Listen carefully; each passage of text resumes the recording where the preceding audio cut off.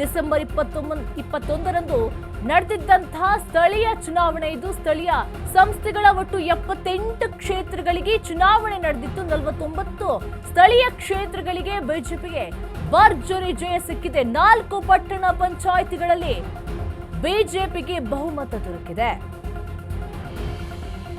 December 21ರಂದು ನಡೆದಂತಹ ಸ್ಥಳೀಯ ಚುನಾವಣೆ ಇದು.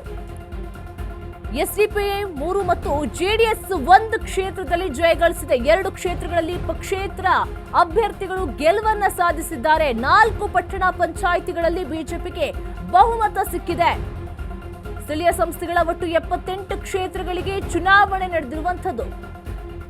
ಆಡಳಿತಾರೂಢ ಕಾಂಗ್ರೆಸ್ ಪಕ್ಷವು 23 ಕ್ಷೇತ್ರಗಳ ಜಯಗಳಿಸಿದೆ. 4 ಪಟ್ಟಣ ಪಂಚಾಯಿತಿಗಳಲ್ಲೂ ಬಿಜೆಪಿಗೆ ಬಹುಮತ ದೊರಕಿದೆ. ಆಡಳಿತಾರೂಢ ಕಾಂಗ್ರೆಸ್ ಪಕ್ಷವು 23 ಕ್ಷೇತ್ರಗಳಲ್ಲಿ ಜಯಗಳಿಸಿದೆ. ಎಸ್ಡಿಪಿಐ 3 ಮತ್ತು ಜೆಡಿಎಸ್ 1 ಕ್ಷೇತ್ರದಲ್ಲಿ ಜಯಗಳಿಸಿದೆ. ಸ್ಥಳೀಯ ಸಂಸ್ಥೆಗಳ ಒಟ್ಟು 78 ಕ್ಷೇತ್ರಗಳಿಗೆ ನಡೆದಂತಹ ಚುನಾವಣೆ ಇದು.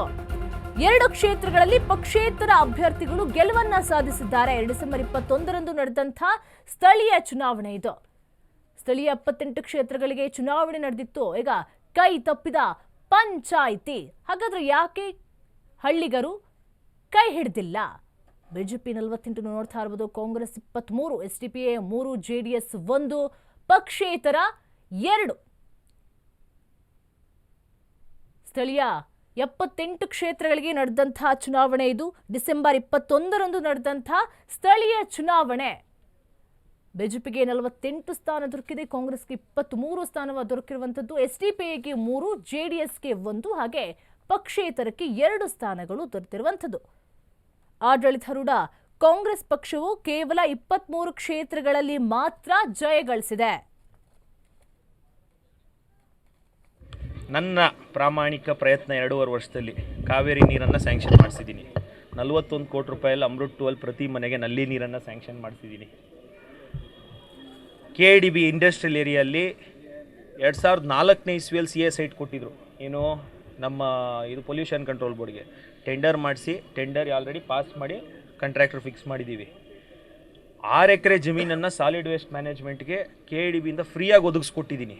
ಹಿಂದಿದ್ದವರು ಯೋಚನೆಯೂ ಇರಲಿಲ್ಲ, ಅದರ ಪರಿಕಲ್ಪನೆಯೂ ಇರಲಿಲ್ಲ. ಕೋಳೂರು ಅನ್ನೋ ಒಂದು ಗ್ರಾಮಕ್ಕೆ ತಗೊಂಡೋಗಿ ಸುರಿಬೇಕು ಅಂತ ಸ್ಕೆಚ್ ಹಾಕಿದ್ರು.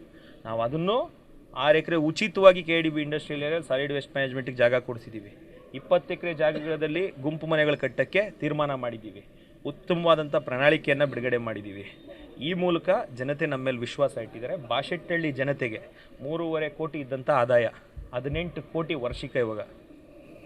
3 ವರ್ಷ ಅವ್ರ ಕೈಯಲ್ಲೂ ಆಡಳಿತ ಇತ್ತು. ಪಟ್ಟಣ ಪಂಚಾಯತಿ ಅಪ್ಗ್ರೇಡ್ ಆದಮೇಲೆ ಅವಾಗ ಏನು ಮಾಡಿದ್ರು, ಪ್ರತಿ ವರ್ಷ ಎಷ್ಟು ಬೆಳೀತು, ಈಗ ಎಷ್ಟು ಬೆಳೀತು, 3.5ರಿಂದ 12, 12ರಿಂದ 18 ಹೆಂಗೆ ಬೆಳೀತು? ಪ್ರಾಮಾಣಿಕತೆಗೆ ಬೆಳೀತು, ಭ್ರಷ್ಟಾಚಾರ ರಹಿತವಾಗಿದ್ದಕ್ಕೆ ಬೆಳೀತು. ಮುಂದಕ್ಕೂ ಬೆಳೀತಾ ಹೋಗುತ್ತೆ. ಬರೋ ವರ್ಷ ಅಲ್ಲ, ಅದರ ಆಚೆ ವರ್ಷ 30 ಕೋಟಿ ಮಾಡೇ ಮಾಡ್ತೀವಿ ರೆವೆನ್ಯೂ. ಇರುವಂಥ ಎಲ್ಲ ಗ್ರಾಮಗಳ ಸರ್ವತೋನ್ಮುಖ ಅಭಿವೃದ್ಧಿಗೆ ನಮ್ಮ ಪ್ರೇಮ್ ಕುಮಾರ್ ಅವರು, ನಾರಾಯಣ ಸ್ವಾಮಣ್ಣವರು, ಕೃಷ್ಣಪ್ಪಣ್ಣವರು, ನಮ್ಮ ಮುನ್ಶಂಕರು, ಮಧು, ಒಬ್ದೇನಹಳ್ಳಿ ಮುನಿಯಪ್ಪ ಅವರು, ನಮ್ಮ ರಾಮಾಂಜನಪ್ಪ ಅವರು, ಎಲ್ಲ ನಾಯಕರ ಸಾಮೂಹಿಕ ನೇತೃತ್ವದಲ್ಲಿ ನಾವು ಖಂಡಿತವಾಗ್ಲೂ ಉತ್ತಮವಾದಂಥ ಕೆಲಸ ಮಾಡ್ತೀವಿ. ಮತಗಟ್ಟೆಗಳಲ್ಲಿ ಅಕ್ರಮ ಮತದಾನ ಆಗಿದೆ ಅಂತ ಒಂದು ಮತಗಟ್ಟೆಯಲ್ಲಿ ಅಕ್ರಮ ಮತದಾನ ಆಗಿದೆ, ಅಲ್ಲೂ ಬಿಜೆಪಿ ಗೆದ್ದಿದ್ದೀವಿ.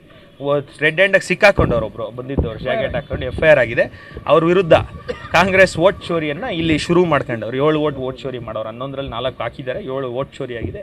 ಈ ವೋಟ್ ಚೋರಿ ವಿರುದ್ಧವಾಗಿ ಬೃಹತ್ ಆದಂಥ ಪ್ರತಿಭಟನೆ DC ಅವರ ಕಚೇರಿಯಲ್ಲಿ ಮುಂದಕ್ಕೆ ಪ್ಲ್ಯಾನ್ ಮಾಡ್ತೀವಿ. ಬಾಶೆಟ್ಟಹಳ್ಳಿಯ ಜನತೆಯ